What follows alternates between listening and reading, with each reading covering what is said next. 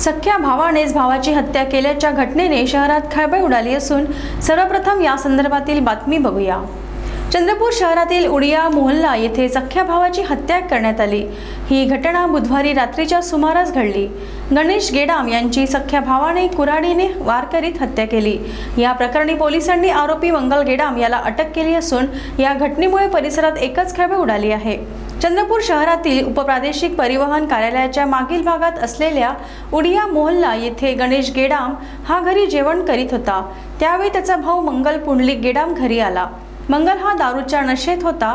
त्याने भावाला शिवीगाळ करीत वाद सुरू केला। वादाचे रूपांतर हाणामारीत झाले। त्याने कुऱ्हाडीने गणेशच्या गळ्यावर डोक्यावर वार केला व हल्ल्यात गणेश जमिनीवर कोसळला। रक्तबंबाळ अवस्थेत वार्डातील रहिवाशांनी गणेशला रुग्णालयात नेत असताना वाटेत गणेशचा मृत्यू झाला। घटनेची माहिती रामनगर पोलिसांना मिळताच त्यांनी तत्काळ आरोपी मंगल गेडामला अटक केली।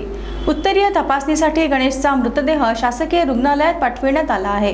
घटनेचा पुढील तपास रामनगर पोलीस करीत आहेत।